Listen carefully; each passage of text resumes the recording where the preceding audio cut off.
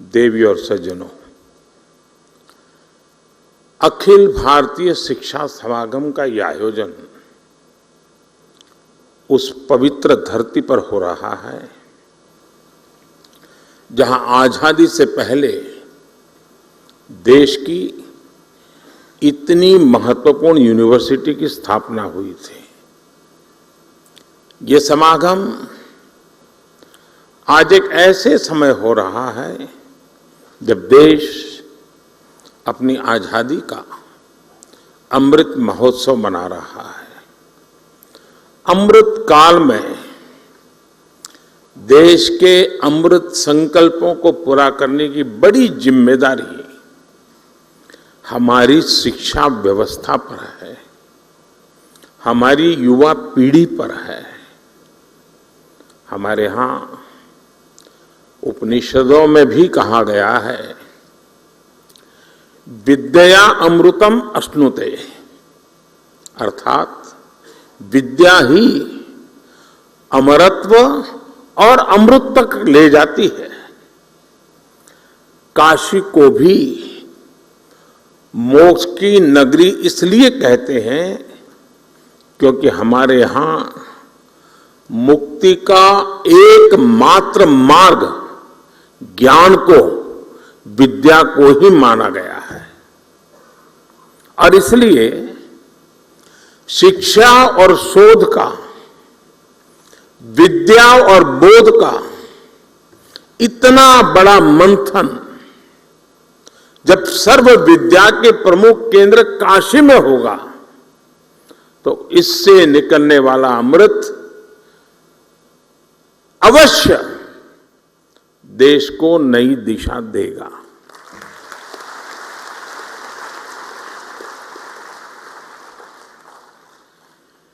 मैं इस अवसर पर महामना मालवीय जी के चरणों में नमन करते हुए इस आयोजन के लिए आप सभी को शुभकामनाएं देता हूं।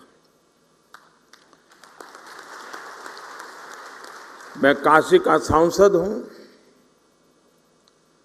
मेरी काशी में आप पधारे हैं तो एक प्रकार से मैं होस्ट भी हूं।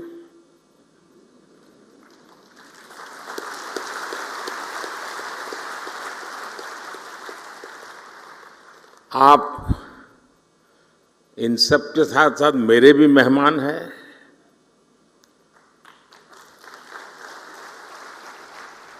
मुझे विश्वास है कि व्यवस्थाओं में ज्यादा आपको असुविधा नहीं होगी। प्रबंध करने का सबने भरपूर प्रयास भी किया होगा, लेकिन फिर भी अगर कोई कमी रह गई है तो वो दोष मेरा रहेगा।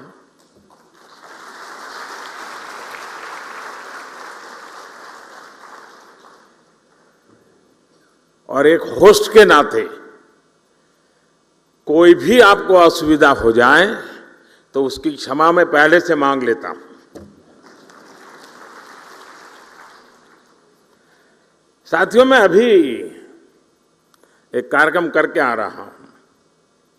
यहां मध्याह्न भोजन के लिए एक सेंट्रलाइज्ड किचन का काम था, लेकिन वहां मुझे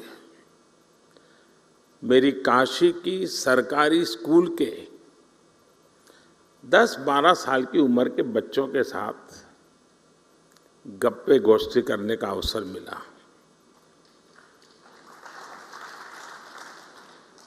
और वहां से निकल करके यहां आया हूं।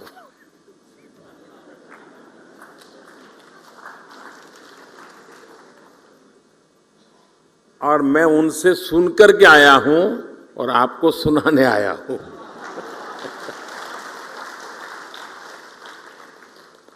और मुझे कहना होगा,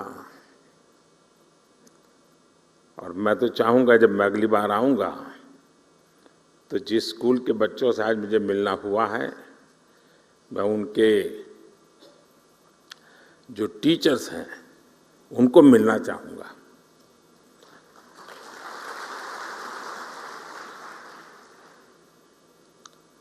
आप कल्पना कर सकते हैं कि ऐसा विचार मुझे क्यों आया होगा। मेरे मन पर इतना प्रभाव पैदा हुआ। 10-15 मिनट का ही वो अवसर था मेरे पास, लेकिन जो प्रतिभा उन बच्चों में थी, जो टैलेंट थी, जो कॉन्फिडेंस था और जो विविधता थी, और वो भी एक सरकारी स्कूल के हमारे सामान्य परिवार के बच्चों की।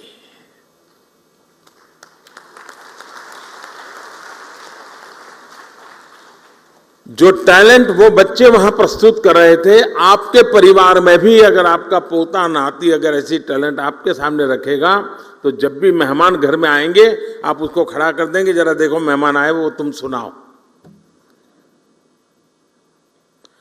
मेरा कहने का तात्पर्य है कि वर्तमान पीढ़ी का ये सामर्थ्य, उनकी क्षमता, जब वो आप जहां है वहां पहुंचेंगे, पद पे नहीं, उस इंस्टीट्यूट में, आप तो नहीं होंगे, आप ऐसे इंस्टीट्यूट बना के जाएंगे कि इस प्रतिभा के बच्चे आने वाले दिनों में आने वाले हैं, उनको वहां कमी नजर ना आए। ये काम सबसे बड़ा आपके जिम्मे है।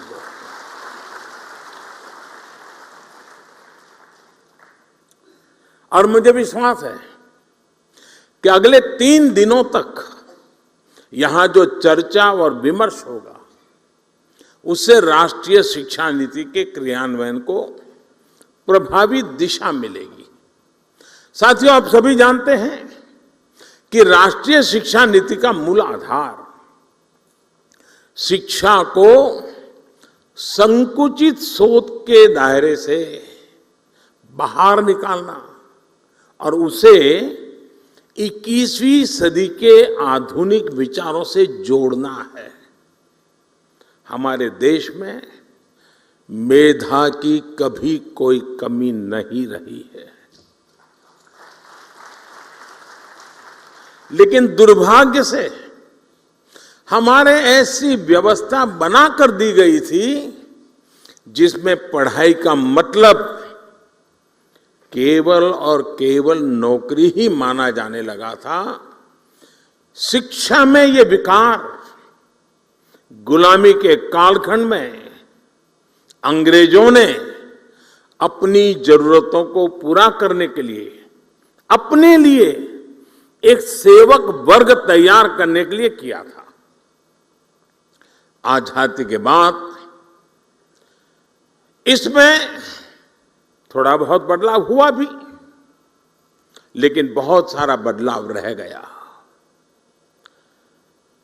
अब अंग्रेजों की बनाई व्यवस्था कभी भी भारत के मूल स्वभाव का हिस्सा नहीं थी और न हो सकती है। अगर हम हमारे देश के पुराने कालखंड की तरफ नजर करें, हमारे यहां शिक्षा में अलग अलग कलाओं की धारणा थी, और बनारस तो, मेरी काशी तो इसका जीवंत उदाहरण है। बनारस ज्ञान का केंद्र केवल इसलिए नहीं था क्योंकि यहाँ अच्छे गुरुकुल और शिक्षण संस्थान थे। बनारस ज्ञान का केंद्र इसलिए था क्योंकि यहां ज्ञान और शिक्षा बहुआयामी, मल्टी सेक्टरल थी।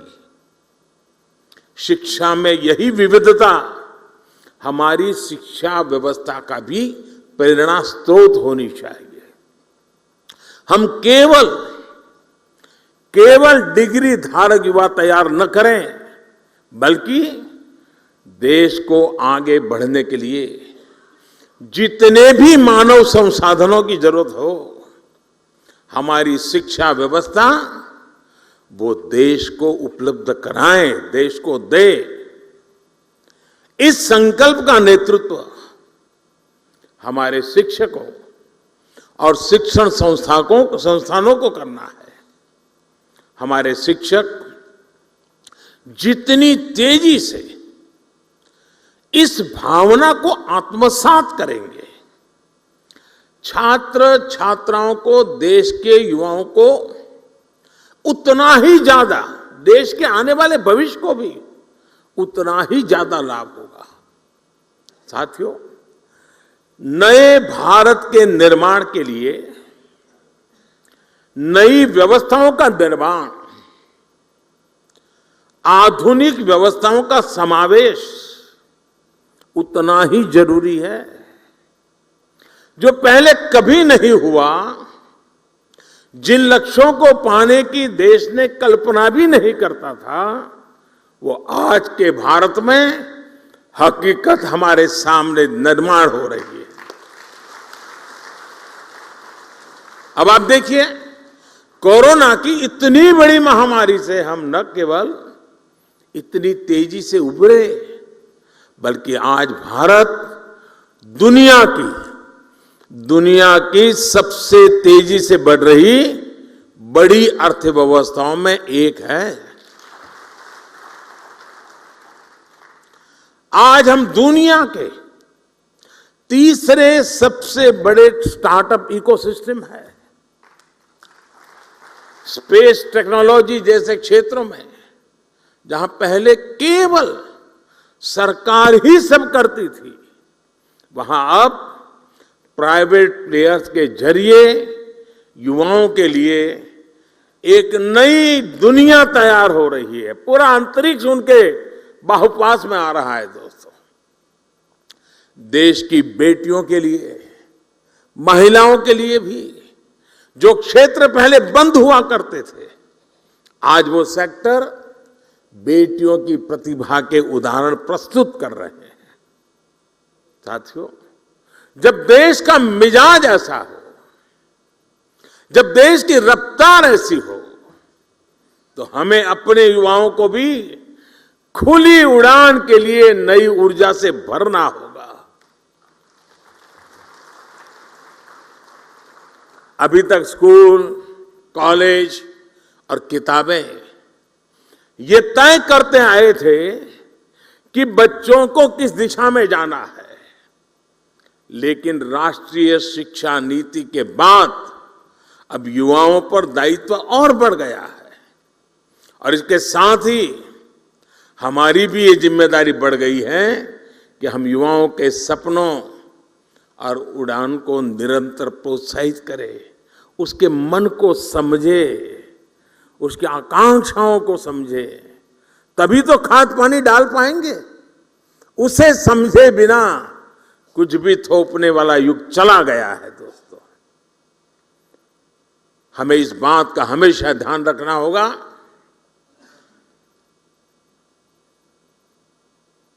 हमें वैसा ही शिक्षण, वैसी ही संस्थानों की व्यवस्थाएं, वैसा ही ह्यूमन रिसोर्स डेवलपमेंट का हमारा मिजाज अपने आप को सज्ज करना ही होगा। नई नीति में पूरा फोकस बच्चों की प्रतिभा और चॉइस के हिसाब से उन्हें स्किल्ड बनाने पर है। हमारे युवा स्किल्ड हो, कॉन्फिडेंट हो, प्रैक्टिकल हो, कैलकुलेटिव हो। शिक्षा नीति इसके लिए जमीन तैयार कर रही है।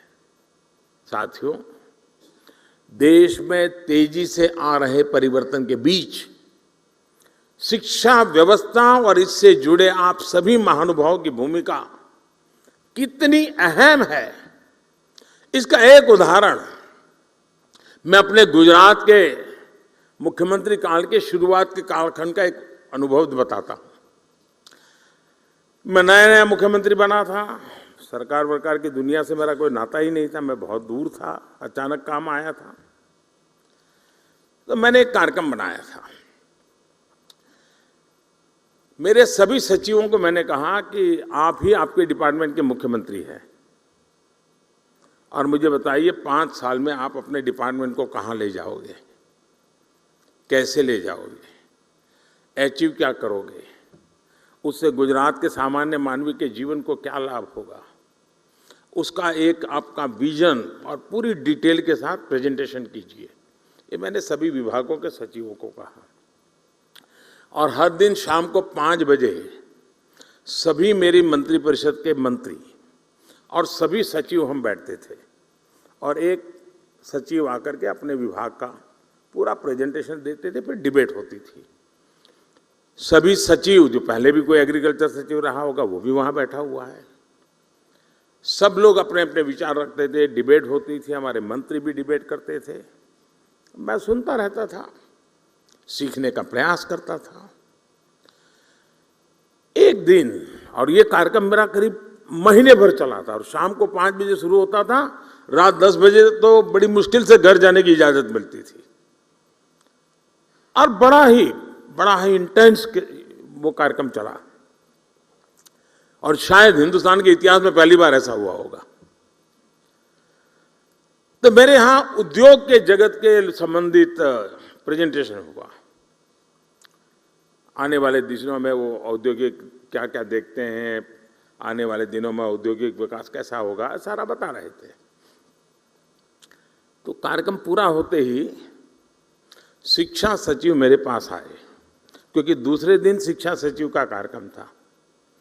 उसने कहा, साहब मैं कल नहीं कर पाऊंगा। मैंने कहा, क्या बात करते हो भाई, 1 महीने पहले आपको तैयारी करने के लिए कहा और आप लास्ट मोमेंट कह रहे हैं मैं नहीं कर पाऊंगा। उन्होंने कहा, तैयार तो है, मैं कर सकता हूं, लेकिन आज जो मैंने औद्योगिक विकास का जो प्रेजेंटेशन देखा, उसको देख करके मुझे लगता है कि हमारा उनका कोई मेल ही नहीं है। हम बाएं जा रहे हैं, वो दाएं जा रहे हैं। तो मैं इसकी लाइट में मेरे जो प्रेजेंटेशन है उसको मॉडिफाई करने के लिए मुझे समय चाहिए, तब जाकर के हम एक इंक्लूसिव ग्रोथ की दिशा में साथ मिलकर के शिक्षा हो, इंडस्ट्री चल सकते हैं। हमें भी अब तो पूरी दुनिया का पता होना चाहिए, हर यूनिवर्सिटी में काम होना चाहिए कि दुनिया आगे किस तरफ जा रही है, कैसे जा रही है, उसमें हमारा देश कहां है, उसमें हमारे युवा कहां है। आने वाले 15-20 साल उन बच्चों के हाथ में भारत होने वाला है, उनको मैं कैसे तैयार कर रहा हूं, ये हमारा बहुत बड़ा दायित्व है दोस्तों। और इसी तर्ज पर हमारे सभी शिक्षण संस्थानों को भी खुद से पूछने की जरूरत है कि क्या हम फ्यूचर रेडी हैं। मैं आज दिन बिता रहा हूं, एग्जाम ले रहा हूं, कॉन्वोकेशन कर रहा हूं, क्या यही मैं जिस पद पर हूं वही काम है?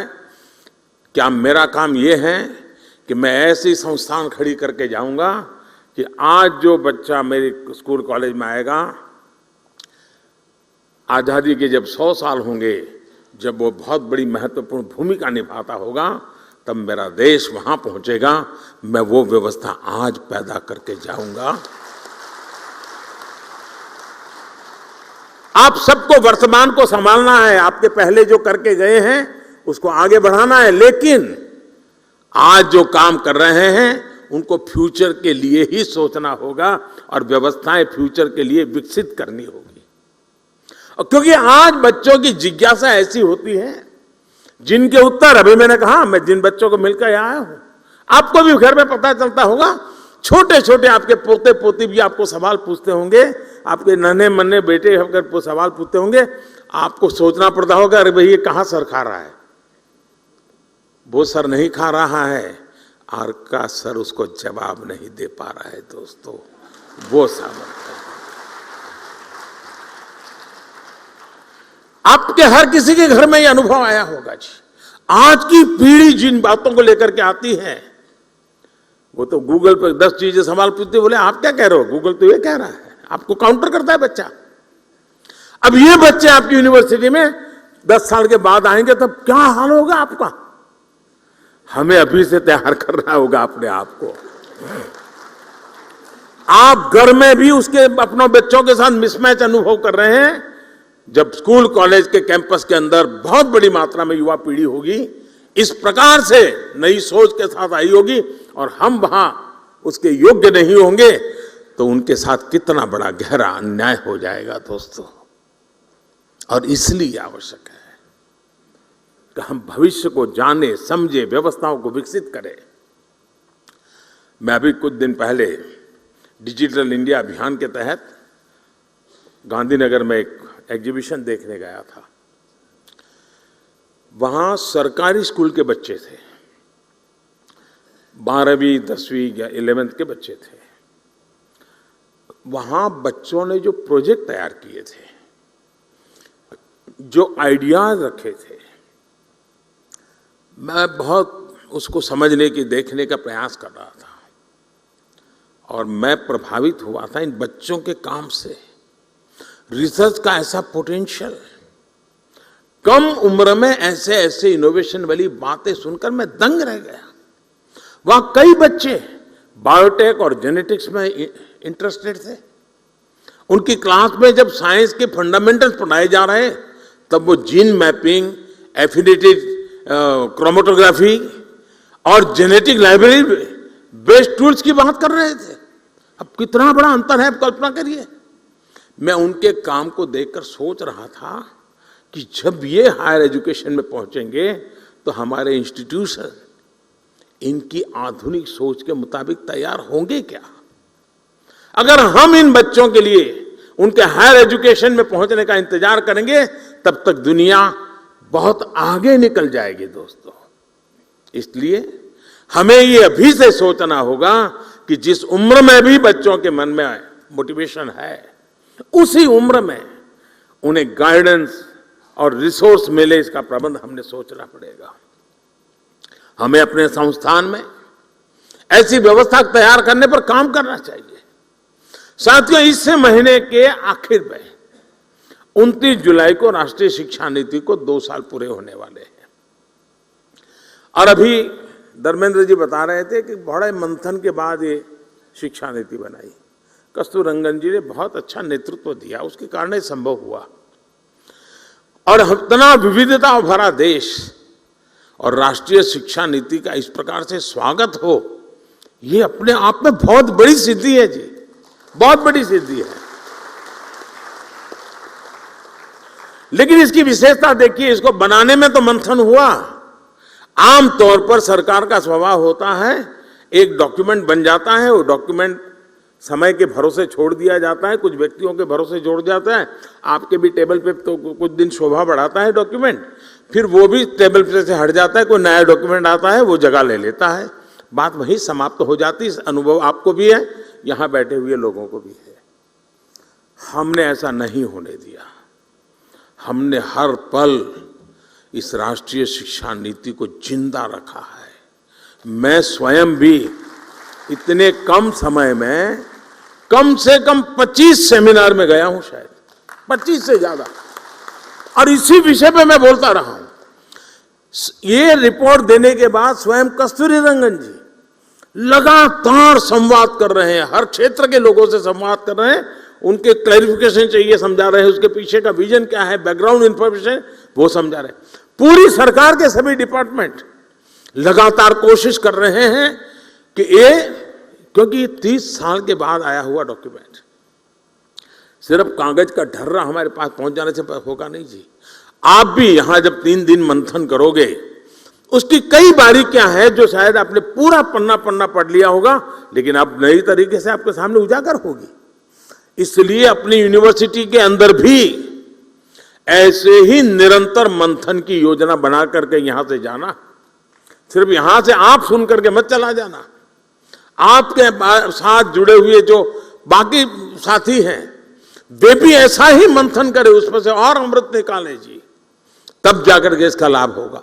और इसके इम्प्लीमेंटेशन की उसके लिए जो चुनौतियां हैं, उसकी हर बारीकी पर हमें गौर करते रहना चाहिए। साथियों, आज जब कोई काम अपने हाथों में लेता है तो समस्याएं का समाधान भी तेजी से निकलता है। समस्या समझ करके यार मैं कहां पढ़ूं इसमें, तो समाधान कभी नहीं निकलता है। साथियों, इन 2 सालों में देश राष्ट्रीय शिक्षा नीति को लागू करने की दिशा में कई ठोस कदम उठा चुका है। इस दौरान एक्सेस, क्वालिटी और फ्यूचर रेडीनेस जैसे जरूरी विषयों पर हुई वर्कशॉप ने भी बहुत बड़ी मदद की है। देश विदेश के एकेडमिशियंस, इनसे जो चर्चाएं हुई, मेरा भी देश के शिक्षा मंत्रियों के साथ, शिक्षाविदों के साथ जो संवाद हुआ, उसने भी इसी गति को आगे बढ़ाया है। और अभी कुछ दिन पहले हमारे धर्मेंद्र जी ने देश भर के शिक्षा मंत्रियों को भी बुलाया था, जैसे आपके साथ चर्चा कर रहे हैं उनके साथ भी की थी। लगातार कोशिश हो रही है कि इन चीजों को हम 100% साकार कैसे कर पाए। राज्य सरकारों ने भी अपने अपने स्तर पर इस दिशा में कई महत्वपूर्ण कदम उठाए हैं और आज सभी के प्रयासों का परिणाम है कि देश और खासकर देश का युवा इस बड़े बदलाव में भागीदार बन रहा है। साथियों, नई राष्ट्रीय शिक्षा नीति के लिए देश के एजुकेशन सेक्टर में एक बड़े इंफ्रास्ट्रक्चर ओवरहॉल पर भी काम हुआ है। आज देश में बड़ी संख्या में नए कॉलेज खुल रहे हैं, नए विश्वविद्यालय खुल रहे हैं, नए आईआईटी और नए आईआईएम की स्थापना हो रही है। 2014 के बाद से देश में मेडिकल कॉलेजों की संख्या में 55% की वृद्धि हुई है। युवाओं को बेहतर अवसर देने के लिए यूनिवर्सिटीज में समान स्टैंडर्ड के लिए इस वर्ष कॉमन यूनिवर्सिटी एंट्रेंस टेस्ट भी लागू किया गया है। ऐसे ही कई और भी रिफॉर्म्स किए गए हैं। देश के इन प्रयासों का परिणाम है कि वर्ल्ड यूनिवर्सिटी रैंकिंग में भारतीय संस्थानों की संख्या में धीरे धीरे प्रवेश हो रहा है, संख्या में वृद्धि हो रही है। ये बदलाव केवल शुरुआत है, अभी हमें इस दिशा में लंबी दूरी तय करना है। साथियों, मुझे ये भी संतोष है कि राष्ट्रीय शिक्षा नीति अब मातृभाषा में पढ़ाई के रास्ते खोल रही है। इसी क्रम में संस्कृत जैसी प्राचीन भारतीय भाषाओं को भी आगे बढ़ाया जा रहा है। मैं यहां देख रहा हूं कि इस आयोजन में भी संस्कृत से जुड़े लोगों के लिए विशेष व्यवस्था है। काशी की धरती से हुई ये शुरुआत निश्चित ही भारतीय भाषाओं और भारतीय संकल्पों को नई ऊर्जा देने का काम करेगी। साथियों, मुझे पूरा विश्वास है आने वाले समय में भारत दुनिया में वैश्विक शिक्षा का एक बड़ा केंद्र बनकर उभर सकता है। भारत न केवल दुनिया के युवाओं के लिए एजुकेशन डेस्टिनेशन बन सकता है, बल्कि दुनिया के देशों में भी हमारे युवाओं के लिए नए अवसर बन सकते हैं। इसके लिए हमें अपने एजुकेशन सिस्टम को इंटरनेशनल स्टैंडर्ड्स पर तैयार करना होगा। इस दिशा में देश लगातार प्रयास भी कर रहा है। हायर एजुकेशन को इंटरनेशनल स्टैंडर्ड के हिसाब से तैयार करने के लिए नई दिशा निर्देश जारी किए गए हैं। करीब 180 उच्च शिक्षा संस्थानों में अंतर्राष्ट्रीय मामलों के लिए विशेष कार्यालय की स्थापना भी की गई है। मैं चाहूंगा कि आप सभी इसी दिशा में न केवल जरूरी विमर्श करें, बल्कि भारत के बाहर की व्यवस्थाओं से भी परिचित होने का प्रयास करें। ये नई व्यवस्थाएं भारत की शिक्षा व्यवस्था को अंतर्राष्ट्रीय अनुभवों से भी जोड़ने में मदद करेगी। साथियों, इन 3 दिनों में आप लोग अलग अलग सेशन में कई महत्वपूर्ण विषयों पर चर्चा करने वाले हैं। मैं चाहूंगा कि आपकी इस चर्चा से देश के लिए अलग अलग क्षेत्रों में नए रास्ते खुले, युवा पीढ़ी का मार्गदर्शन हो।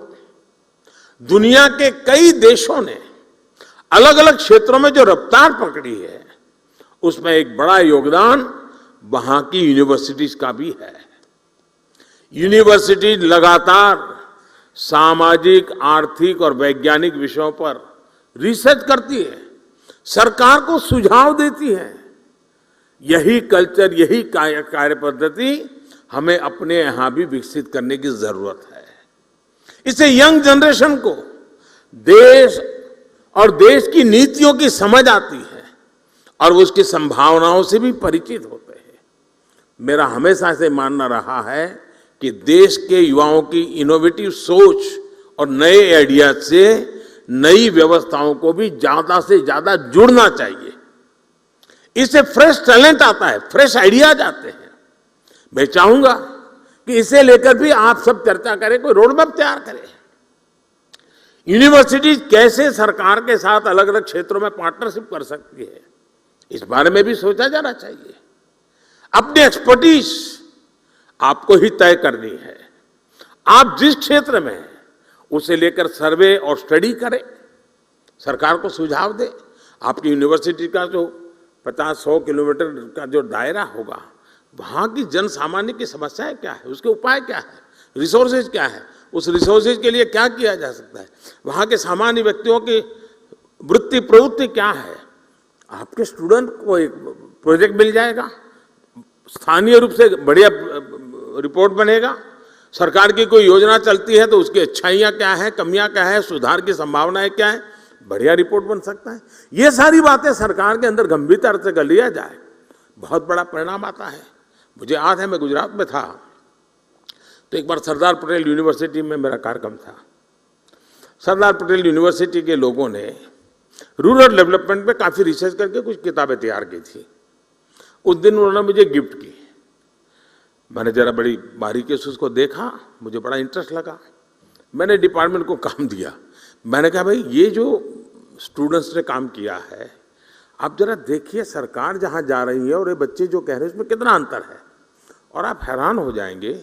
उसमें से बहुत सी चीज़ें मुझे रूरल डेवलपमेंट के मेरे काम में इतनी मदद आई। विद्यार्थियों ने, टीचर्स ने किया हुआ काम था, जो सरकार में एयर कंडीशन कमरे में बैठ करके निर्णय करना मुश्किल होता है जी।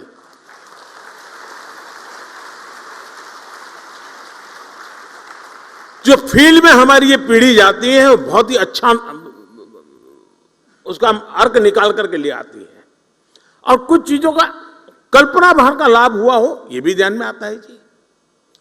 और मुझे विश्वास है हमें उससे, अब जैसे हमारे यहाँ एग्रीकल्चर यूनिवर्सिटी है, अब एग्रीकल्चर यूनिवर्सिटी लैब में जो करती है कितना ही अच्छा काम करे, लेकिन उसको सर्टिफिकेट भी मिल जाए, इंटरनेशनल मैगजीन में उसका आर्टिकल भी छप जाए, उसको डिग्री भी मिल जाए, लेकिन वो तो मामला लैब में ही रह जाएगा। हमारे पास लैब टू लैंड का भी तो रोड मैप होना चाहिए ना। जो लैब में है वो लैंड पर भी तो उतरना चाहिए ना। और जैसे लैब टू लैंड होना चाहिए, वैसे ही लैंड पर यूनिवर्सिटी में नहीं गए ऐसे लोगों का अनुभव भी बहुत ज्यादा होता है, और जो लैंड का अनुभव है उसको लैब में भी लाना चाहिए। और लैब में वो कैसे आए, रिसर्च को कैसे एनरिच करे, परंपरागत अनुभव को कैसा करे, ये सोच करके हम कदम उठा नहीं सकते हैं। इसी तरह हमारे यहाँ ट्रेडिशनल मेडिसिन, आयुर्वेद में हमारा ज्ञान, उसको कोई चुनौती तो आप भी नहीं करोगे, मैं भी नहीं करूंगा, लेकिन दुनिया के कई देश हैं जो आज ट्रेडिशनल मेडिसिन में हमसे आगे निकल रहे हैं जी। ऐसा इसलिए क्योंकि आज के समय में परिणाम और प्रमाण दोनों की जरूरत होती है। हम ये कहें कि भाई मैं ये जड़ी बूटी लेते हुए फायदा होता है, परिणाम मिलता है, लेकिन हम मान के चले और सभी यूनिवर्सिटी के तरफ मेरा कुछ न यहां से सुन करके जाए तो चलेगा, 2 शब्द मेरे सुन करके चल के जाइएगा और उस पर मंथन कीजिएगा। हमें परिणाम तो मिल जाते हैं लेकिन प्रमाण नहीं होते हैं, और इसलिए हमारे पास परिणाम के साथ साथ प्रमाण होने चाहिए। हमारे पास डेटाबेस होना चाहिए, हमारे पास उसका पूरा डिटेल रिकॉर्ड होना चाहिए, कहां से कैसे बदला हुआ है। हम भावनाओं के आधार पर दुनिया नहीं बदल सकते जी, दुनिया के सामने उसे मॉडल के रूप में प्रस्तुत नहीं कर सकते। और इसलिए परिणाम होने के बावजूद भी प्रमाण की आवश्यकता आज के विश्व को बहुत जरूरी है। और इसलिए अब हमारी यूनिवर्सिटीज को जो परिणाम से हम परिचित हैं, लेकिन जिसमें प्रमाण का अभाव है, उन प्रमाण की पूर्ति करने के लिए मैकेनिज्म बनाना, व्यवस्थाएं विकसित करना है, परंपराएं विकसित करना, ये आप सब साथियों की मदद के बिना होना नहीं है। एविडेंस बेस्ड ट्रेडिशनल मेडिसिन पर रिसर्च का ये काम भी हमारी यूनिवर्सिटी बहुत अच्छी तरह कर सकती है। साथियों, हमारे देश में डेमोग्राफिक डिविडेंड हमारी बहुत बड़ी ताकत है, चर्चा भी करते हैं, लेकिन क्या कोई यूनिवर्सिटी है जिसने इसका स्टडी किया है कि आखिर ये डेमोग्राफिक डिविडेंड है क्या? क्या दुनिया में जब डेमोग्राफिक डिविडेंड का अवसर आया था तब उस दुनिया के उस देश ने किस प्रकार के कदम उठाए थे, वहां की यूनिवर्सिटी कैसे व्यवहार करती थी और उसका बेनिफिट कैसे लिया? बहुत बार हम इसको कहते हैं, दोहराते हैं, लेकिन डेमोग्राफिक डिविडेंड की संभावनाओं पर हम क्यों न काम करें? उस सामर्थ्य का उपयोग हम आने वाले 20, 25, 30 साल के लिए देश को कैसे दे सके? ऐसे ही हम देखते हैं, अब दुनिया के देशों की स्थिति देखिए। समृद्ध से समृद्ध देश भी इस बात से परेशान है कि वहां लोगों की आयु बहुत बढ़ रही है, एजिंग प्रॉब्लम है, और युवा पीढ़ी न के बराबर हो रही है। बहुत बड़ा बल्क बुजुर्गों का है, उनको जो दुनिया चलानी है उसको चला नहीं पाते हैं। अब ये चक्र ऐसा है, हर एक को आना ही आना है। आज हमारा देश युवा है, कभी हमारा देश भी ऐसा ही होगा जिसमें युवा कम होंगे, वृद्ध ज्यादा होंगे। वो दिन आने वाले हैं। क्या दुनिया में अभी से कोई है जो इस प्रकार के वृद्धत्व के कारण उस देश की जो स्थितियां बनी है उसके सॉल्यूशन के लिए उन्होंने रास्ते क्या खोजे हैं? यूथ का अभाव में वो समस्याओं का समाधान कैसे कर रहे हैं? कौन सा ऐसा मैकेनिज्म बनाया है कि चीजें बड़ी स्मूथली आगे बढ़ रही है? ये सारे सोचने का काम मेरी यूनिवर्सिटीज का सहज स्वभाव होना चाहिए। यूनिवर्सिटीज में आपके लिए अभी से मैं मानता हूं रिसर्च और काम करने का अच्छा स्कोप होता है, और इसके कारण जिन बच्चों को ये प्रोजेक्ट देते हैं उनका एक विजन बनता है, उनको भी नई चीजें समझने का अवसर मिलता है। अब क्लाइमेट चेंज की इतनी बड़ी चर्चा हो रही है, क्लाइमेट के फील्ड में भी हमारे लोग अगर काम करें तो असीमित संभावना है हमारे पास। अब हमने देश में एक योजना बनाई है CDRI की। क्लाइमेट की स्थिति में हमारा इंफ्रास्ट्रक्चर ऐसा होना चाहिए कि जो उसका सामना कर सके, रेजिलिएंट होना चाहिए। अब उस पर हमारे रिसर्च किए बिना हम कैसे करेंगे जी? पहले के जमाने में जो चीजें बनाते थे तब न इतनी बाढ़ आती थी, न इतने वर्षा होती थी, कुदरत हमारे साथ चलती थी, हम कुदरत के साथ चलते थे। अब वो हमसे उल्टा चल रही है, हम उससे उल्टा चल रहे हैं। और इसलिए हमें इस नए संकट के सामने जीना कैसे, उसको सीखने के लिए व्यवस्था करनी चाहिए। आज सारी दुनिया सोलर पावर की तरफ बढ़ रही है। भारत भाग्यवान है कि उसके पास तपता हुआ सूरज है। उस तपते हुआ सूरज की मालिकी हम कैसे उपयोग करें? उसके सामर्थ्य को हम हमारे जीवन व्यवस्था का हिस्सा कैसे बनाएं? सोलर पावर को हमारे यहां इतना महत्व दिया गया है, सरकार की नीतियों में दिया गया है, लेकिन हम रिसर्च के द्वारा, नए नए अनुसंधान के द्वारा, आज नए युग के हिसाब से नए वैज्ञानिक संसाधनों के साथ इस ऊर्जा को इस्तेमाल करने के लिए हमें काफी काम करने की जरूरत लगती है। उसी तरह साथियों, स्वच्छ भारत अभियान, हर व्यक्ति के दिल में ये बात अब घर कर गई है, हाँ भाई स्वच्छ भारत के विषय में कोई कॉम्प्रोमाइज नहीं होना चाहिए। लेकिन बात वहां से बनती नहीं है जब तक हम वेस्ट टू वेल्थ की तरफ योजनाएं नहीं बनाते हैं। ये जो कूड़ा कचरा निकलता है उसका सर्कुलर इकोनॉमी क्या हो सकती है, उसका बेस्ट प्रोडक्ट क्या हो सकता है, ये तो यूनिवर्सिटी रिसर्च करके दे सकती है जी। हमारे नए नए लोग होते हैं, प्रयोग करके दे सकते हैं। हम वेस्ट में से बेस्ट कैसे बनाएं, हम सर्कुलर इकोनॉमी को कैसे मजबूत करें, और खासकर लोकल लेवल पर सर्कुलर इकोनॉमी कैसे, कितने क्षेत्र आज हमारे स्टूडेंट्स के लिए खुले हुए हैं। आज देश स्पोर्ट्स के क्षेत्र में भी नए आत्मविश्वास के साथ नई उपलब्धियां हासिल कर रहा है। हमारी यूनिवर्सिटीज, ऐसा नहीं होना चाहिए कि अब स्पोर्ट्स यूनिवर्सिटी यहां बन रही है इसलिए बाकी यूनिवर्सिटी के नौजवानों को स्पोर्ट्स से कोई लेना देना, जी नहीं। हमारी यूनिवर्सिटी के मैदान शाम को भरे रहने चाहिए, बच्चों को घर भेजने के लिए मेहनत करनी पड़े, ये वातावरण यूनिवर्सिटी के मैदान में होना चाहिए। हमारी यूनिवर्सिटी ये लक्ष्य बना सकती है, एक एक यूनिवर्सिटी तय कर सकती है कि आने वाले वर्षों में मेरी यूनिवर्सिटी कितने गोल्ड मेडल ले आएगी, मेरे स्कूल के कितने विद्यार्थी, मेरी कॉलेज के कितने विद्यार्थी आगे बढ़ेंगे।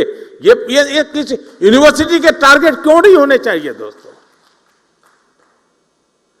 दुनिया के कितने देश में मेरी यूनिवर्सिटी के बच्चे खेलने के लिए जाएंगे, मैं उनको कैसे तैयार करूं, उनको एक्सपोजर मिलेगा, वे भी मेरी एक बहुत बड़ी अमानत बन जाएगा। साथियों, मैं स्ट्रे विचारों को इसलिए रख रहा हूं, अनगिनत संभावनाएं हैं और राष्ट्रीय शिक्षा नीति ने आपके हाथ में अवसर दिया है जो पिछले वर्षों में हमारे पास नहीं था। इस राष्ट्रीय शिक्षा नीति का आया है, ये हमारा काम है उसको आगे बढ़ाए। साथियों, हम सबको याद रखना होगा कि देश के भविष्य निर्माण का राष्ट्रीय शिक्षा नीति का नेतृत्व आप सब साथियों के हाथ में है। मुझे विश्वास है कि अखिल भारतीय शिक्षा समागम में आपके मंथन से निकला अमृत, आपके सुझाव देश को एक नई दिशा देंगे। जिन नौजवानों के साथ आपका समय बीतता है, उनको वर्तमान के लिए नहीं, आने वाले कल के लिए तैयार करना है। अगर आने वाले कल के लिए तैयार करना है तो आपको आने वाले साल के लिए तैयार होना है। अगर आप आने वाले साल के लिए तैयार होते हैं तो आपकी इंस्टीट्यूट को आने वाले 100 साल के लिए तैयार करना है। तब जाकर के इस काम को प्राप्त कर सकते हैं। और उसी भाव के साथ आप लोग काशी की इस पवित्र धरती पे हैं, मां गंगा के तट पर विराजमान हैं। सांस्कृतिक पूरी परंपरा हमें नई चेतना और प्रेरणा देने वाली परंपरा है। उस परंपरा में से कुछ न कुछ अमृत बिंदु आपके भी नसीब आएंगे, जो अमृत बिंदु लेके जाएंगे। वहां जब आप उसको रखोगे, वो यूनिवर्सिटी भी आने वाले अमृत काल में भारत के उज्जवल भविष्य को गढ़ने के लिए काम आएगी। मैं फिर एक बार विभाग का इस कार्यक्रम की रचना के लिए धन्यवाद करता हूं। आप सब उत्साह और उमंग के साथ इसे शरीक हुए हैं। मुझे विश्वास है 3 दिन में आप थक नहीं जाएंगे। मैं बैठे बैठे कार्यक्रम देख रहा था, मुझे लग रहा है पता नहीं आपका क्या होगा 3 दिन के बाद, लेकिन आप एकेडमिक वर्ल्ड के हैं तो जरूर उसको आगे बढ़ाएंगे। मेरी आपको बहुत बहुत शुभकामनाएं, बहुत बहुत धन्यवाद।